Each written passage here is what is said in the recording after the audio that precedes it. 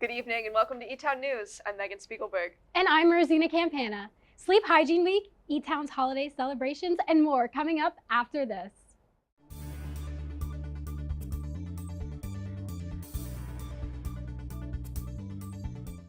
Last week, Etown hosted its Sleep Hygiene Week. From November 4th to November 8th, Blue Jays could take part in several events throughout the week. This included giveaways like sleep masks, a non-caffeinated drink sampling in the demo kitchen, yoga classes, a book nook, and more. These events were aimed at improving habits that can lead to a restful sleep and reduce stress. To participate in more events like this in the future, follow the link below to stay updated on campus activities. Last Friday, on November 8th, Etown and its second Friday Spirit Night to celebrate the college's 125th anniversary. The event was hosted by Live Etown, the college, and some businesses in the downtown Elizabethtown area. From 4 to 8 p.m., members of the community came out wearing spirit wear and participate in a scavenger hunt throughout the night. Participants had the chance to win gift cards and interact with the Blue Jay community overall. The event was a massive success. Are you a coffee lover? Well, just a few minutes down the road from the college is an intriguing coffee shop. Junior Logan Zimmerman has more on the story. Hitch Coffee isn't your everyday coffee shop. Located inside of a trailer, you'll get an experience and a drink that's unique.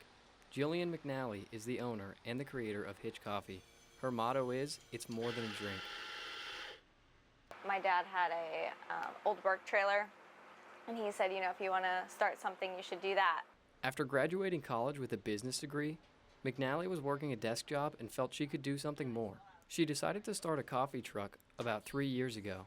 After researching them, she found out there was only one other truck in the county. And now there's about 20 to 30 in the county. So you kind of started it. We were one of the originals, yeah. Mm-hmm. Being one of the first trucks also has its perks, as McNally and her employees have been able to form personal relationships with their customers. Good. See you then. Bye. It's really fun talking to all the customers, and sometimes you get those regulars and you already know exactly what you're making for them, and you have those conversations, and it's a great time. McNally has big plans for Hitch. She's looking at trying to turn this small business into a franchise. Her business model of hitch it up and go will allow for that growth. With it being in a trailer, if a particular location isn't doing well, it's easy to pick up and move. McNally hopes to have 3 to 4 trucks in Lancaster County within the next 5 years. Hitch Coffee is open Monday through Saturday and is located on Hershey Road next to Wild and Free Yoga Studio. In Elizabethtown, Logan Zimmerman, WeTown.org. On Saturday, Etown welcomed a new wave of future Blue Jays to the campus at their open house. Starting at 8:45 that morning, students were welcomed to campus to tour the college and see what it's like to be an Elizabethtown College Blue Jay. The day kicked off with a performance by Melika in the Leffler Chapel, which was followed by a welcoming address to the academic school. Following the open festivities, students could tour the campus and visit a wide variety of sessions that showed off what the college has to offer. This year's holiday events kick off tonight at 4 p.m. A fun night for the college starts with a holiday dinner at 4 p.m. This annual event is usually packed as students flood the marketplace for a seasonal meal. Later in the night, the college will welcome students and the community for the holiday tree lighting ceremony. Out in front of Zug Hall, holiday stories will be read, songs will be sang by Etown's a cappella groups, and a tree will be lit to get Etown into the holiday spirit. Following the tree lighting, students who pre-ordered their free holiday mug will have the opportunity to retrieve it on the BSC patio. Now, here's Gwen Young with your weekly sports updates. Thanks, Megan. Our Etown athletics turned in another strong week as new seasons begin to take off and others close out. The women and men's soccer teams played in postseason action last week. On the women's side, they lose their quarterfinals matchup against Moravian University in double overtime 1-0. It was a strong defensive effort from both sides as senior goalkeeper Adrian McGallagher made 6 saves, but Moravian would outlast them and move on, eliminating the Blue Jays. The men's team beat Moravian to open up postseason play last Tuesday 2-0. Both goals were scored in the first half, and that was enough to propel them into the second round. In the second round, however, they'd fall short against Catholic University 2-1. The Cardinals would take a 2-goal lead within the first 50 minutes, and while a Blue Jay goal by first-year AJ Sasso shifted the momentum, Etown would fall short and lose their semifinal match. The women's basketball team began their season with the Yanni Kaufman Blue Jay tournament against Marymount University on Friday. The Blue Jays came out on top 79-45. Senior guard Summer McNulty led the team with 21 points, shooting 56% from the field. Overall, the team made 50% of their shots, kicking off their season on the right foot. Unfortunately, the Blue Jays would lose the second game of this tournament to Ohio Wesleyan University 72-58. Junior guard McKenna Mummer impressed with a strong 14-point performance, and senior forward Danny Ray Reno tallied 10 of her own. McNulty once again led the team with 16, earning her a spot on the all-tournament team. Up next, Etown takes on Dickinson College on Saturday in Carlisle, Pennsylvania at 2 p.m. The wrestling team earned a 5th-place finish out of 15 teams at the Rasic Rumble on Saturday. They finished with 88 points. Out of the 4 wrestlers, senior Will Davis was the only Blue Jay to win his weight class. He dominated the 197 class to continue his strong start to the season. The men's and women's swim teams both competed against Lycoming College in Williamsport, Pennsylvania on Saturday. Both teams stayed undefeated with big wins. The men's team won 153-32. The Jays won the 200 medley to kick off the event. In other events, junior Leaf Hoffman and senior Andy Hoke dominated. Hoffman won the 1,000 free and the 100 back. Hoke added 2 wins of his own with the 200 IM and 100 free. The women's team also started their day with a win in the 200 medley and continued the strong performance throughout the rest of the event. Winners included sophomore Katie Madura, senior Grace Harding, senior Liv Hillman, juniors Kaylee Blair, and Emma Savaleski. Both teams will come home for a matchup with Dickinson at home this Friday at 6 p.m. The women's volleyball team wrapped up a strong season, beating Rutgers Camden University 3-0. This win moves the team to 7-12 as they head into the landmark playoffs.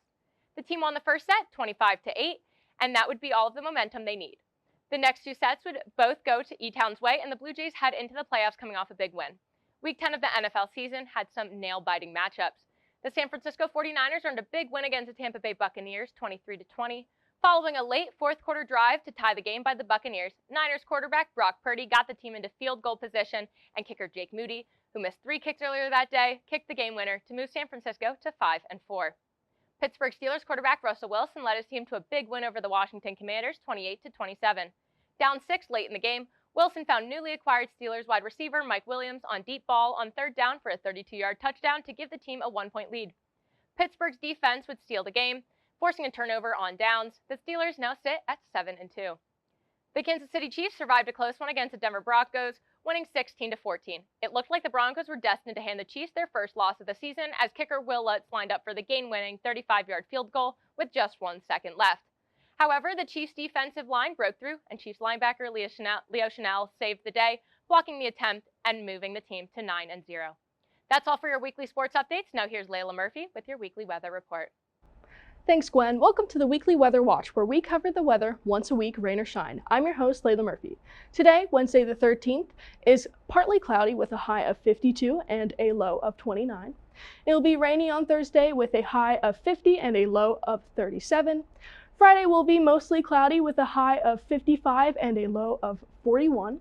It'll be mostly sunny on Saturday, and we'll have a high of 60 and a low of 36. We won't see much sun on Sunday, and we'll have a high of 60 and a low of 42. It'll be rainy on Monday with a high of 62 and a low of 43. And the rain will be gone by Tuesday, and we'll see a high of 61 and a low of 42.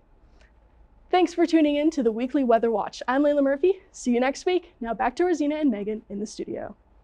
In pop culture news, the Grammy nominations were announced on Friday. Artists like Taylor Swift, Beyoncé, and Sabrina Carpenter received multiple nominations, while other popular artists like Ariana Grande and Dua Lipa received a meager 3 and 0 nominations. Respectfully, the Grammys will air on CBS on February 2nd. Popular Netflix series Outer Banks announced that it will be renewed for a 5th and final season. In the week that Season 4 Part 1 was released, the show saw 15.5 million viewers. Part 2 was released on November 7th, also seeing high viewership. Is Rihanna retiring from music?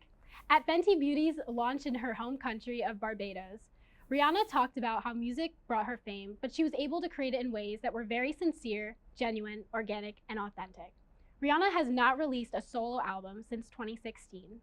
In politics, Donald Trump won the 2024 presidential election, making him the 47th president once he is inaugurated in January and the second American president to serve 2 non-consecutive terms.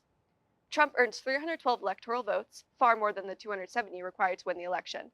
The Democratic candidate, Vice President Kamala Harris, earned 226. Trump won the swing states of Pennsylvania, Georgia, North Carolina, and even Arizona.